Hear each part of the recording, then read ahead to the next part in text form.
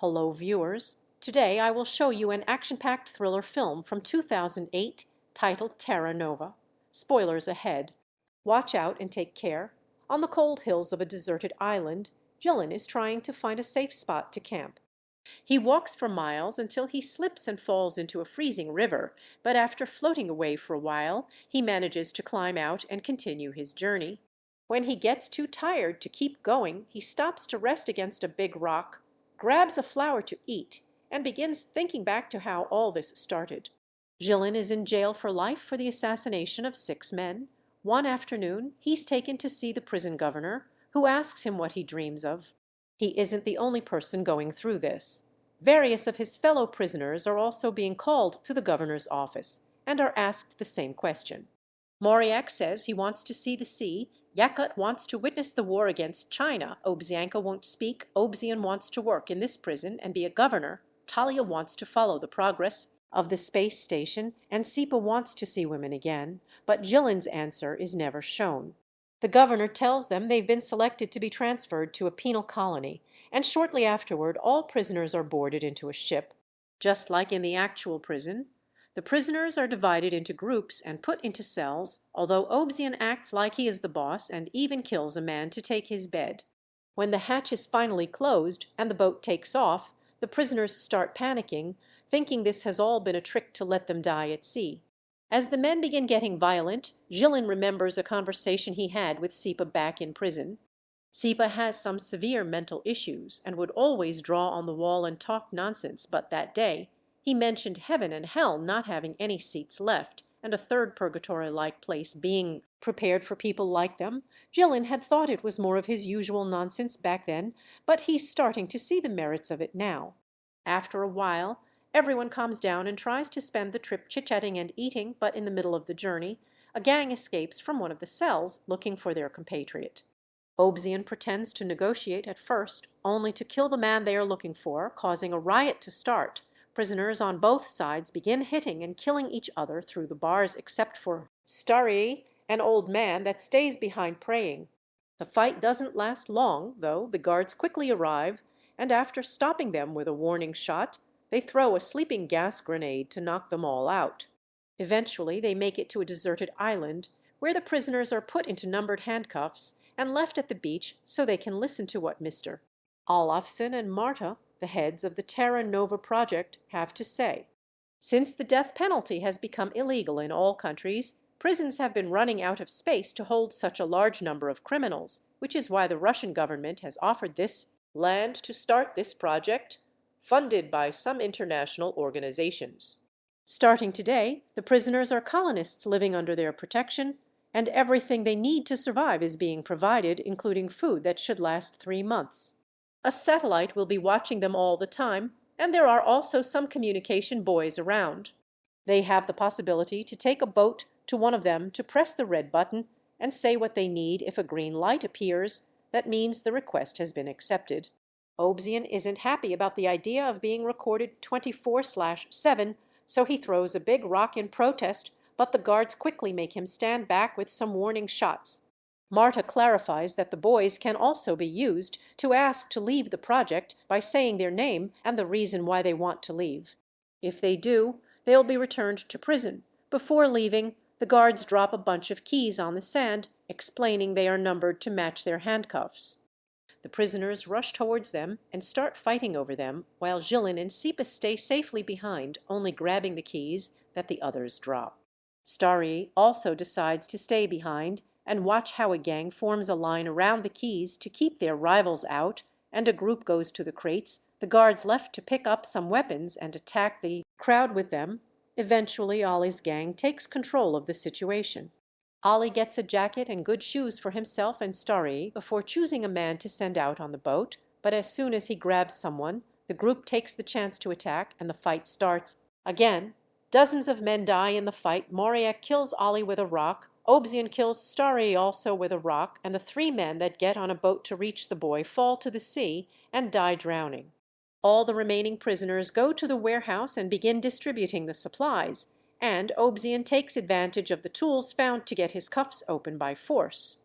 Gillen packs a bunch of supplies in a bag and grabs himself a jacket while listening to Sipa say there is no way the food will last 3 months. Then he leaves the area to survive on his own and hopefully find a way out of the island, taking us back to the beginning of the story. Gillen explores the island until he finds an area with no snow and a rocky formation that will provide some shelter, so he decides to sit there while looking at a picture of his family that he's kept hidden in his prison uniform. He misses them terribly and falls asleep with tears in his eyes. Sometime later, he wakes up when he hears some squealing. Turns out the supplies were filled with rodents, and they are now eating through his food and bag. When it starts raining, Gillen finds shelter under the rock formation he saw before, getting a fire going for warmth and heating some water. After it stops raining, he catches a bird and roasts it over the fire. That's when Sipa finds him. As he chit-chats with him, he tries to steal his knife, but Gillen sees him and takes it back. Sipa offers some salt he had with him and his help in exchange for some meat, which Gillen accepts, so Sipa goes to pick up more wood and sees the family picture on Gillen hung on the rocks, which makes him blow a kiss at Gillen's wife. Afterward they share the bird, and when they are done eating, Sipa walks to the edge of the cliff, explaining he doesn't jump because he's too afraid. He asks Gillen why he won't die either, and Gillen explains it's because of his family. They are dead and he wants to be buried next to them, which can't happen if he dies on the island. The two men fall asleep, and when Gillen wakes up, he finds Sipa has stolen the picture to use it as inspiration for his debauchery. Furious, Gillen beats him up and pushes him off the cliff, but Sipa doesn't die because he doesn't fall into the ocean. He drops on a hill right underneath. But even after this disagreement, the two of them travel together as they explore the island. Sipa easily amuses himself with the trash he finds in the water while Gillen tries to fish, but the only living being they find in the water is some sort of aquatic centipede, which freaks Sipa out. While looking around, Gillen is shocked to suddenly find part of a seaplane among the rocks. It only takes going a bit farther up the hill to find the entire plane, which gives him a bit of hope because he used to be a pilot and would be able to fly it. However, two men aren't enough to move it, so for now, they go back to their shelter. Gillen starts a fire with some matches he had grabbed at the warehouse, but there's something in them that creates a very toxic smoke. He moves away from the fire and drags a sleeping Sipa with him, who at first won't wake up. It takes a few shakes from Gillen for him to finally regain consciousness, but his mouth only continues to spout nonsense, and Gillen realizes the cold will kill them any minute now. The two men decide to go back to the base and see if they can steal some coal. Back in the base, life hasn't been easy for everyone. Obsian and his gang are in control and keeping a routine while sharing the supplies, and Obsian even asks them to call him governor. But they keep anyone that isn't in their team inside the barracks. They only allow them to come out to have a walk in an enclosed area similar to real prisons, while Estinets yells at them from the watchtower. When they are sent back, they need to run because whoever is last gets killed to be used as food later. Gillen and Sipa manage to reach the coal box and find the remains of a fire. After walking for so long, they are almost freezing, so they can't help laying down next to the fire and falling asleep. But Sipa wakes up quickly when he hears some noises. The gang is coming over with their latest prisoner for roasting. He runs to hide behind a rock, but Gillen is still out there, so he comes back out to rescue him, but he isn't fast enough, and Obsian's men find them and capture them. The two of them are taken back to base, where Obsian tries to decide what their punishment will be for having run away with supplies when they arrived. Yakut tries to remind them that they were on their side during the ship fight, causing Estinets to insult him for trying to meddle. Yakut replies by hitting him, and this causes the whole gang to team up to hit him in return, earning Yakut a place in the barracks with Gillen and Sipa. They walk around for a while, and when Estinets announces it's time to return, Gillen stays behind, but Sipa comes back from him and drags him inside with him. They can only watch as the last standing man is captured and tied to a pole, begging for some water as his last wish, so Sipa takes pity on him and brings a cup to his lips before he is killed. Later, before going to sleep, the group discusses the possibility of rebelling.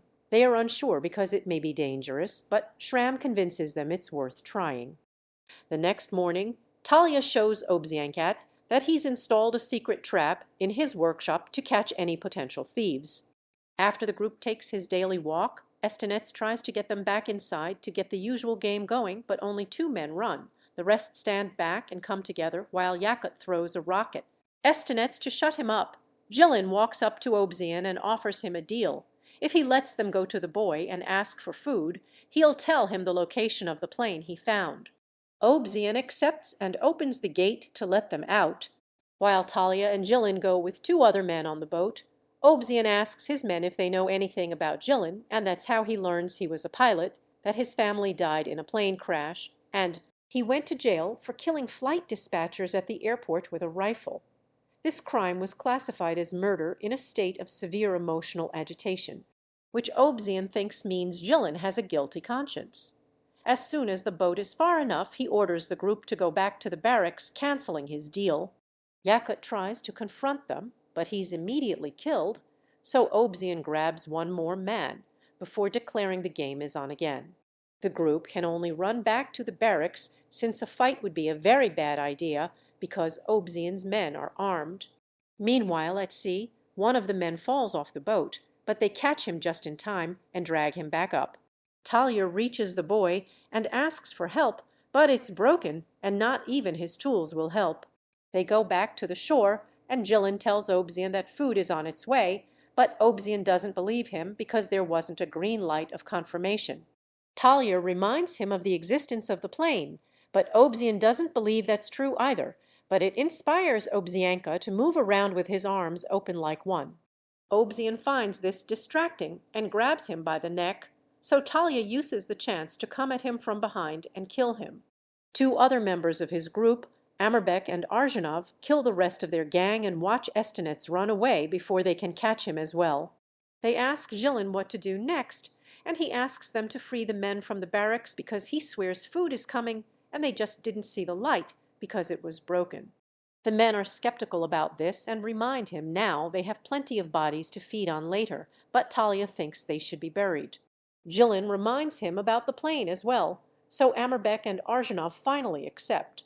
They free the prisoners and tell them they'll be waiting a few days for the food to arrive, but they won't be using each other as food anymore, so everyone needs to stay calm and cooperate. They'll also send a group to rescue the plane, which they'll put in a hangar they'll build and slowly repair to escape later. Suddenly, Sipa interrupts their plans, claiming there's no satellite, while writing an SOS message using sand and 3 bodies. Sometime later, Estenets returns to the base, and because of the new rules that say they need to keep the peace, they decide to ignore what he's done to them for now and share their food with him anyway. Jillin guides a group of men towards the plane, and their moods greatly increase when they see he's been telling the truth. Together they take it apart for easier transport and carry the pieces back to base. Eventually, Marta arrives at the island with a bunch of guards. They use gas to keep the men away, but they do allow Jillin to come to talk to her and discuss the list of things they've requested. She's confused on why they are asking for gas, and he explains it's for the generators, which are supposed to be wind-powered, but they don't work during the polar night. In truth, they want the gas for the plane. Jillin takes the chance to ask why they didn't answer Sipa's SOS message, and Marta explains their satellite is of the infrared kind they see heat.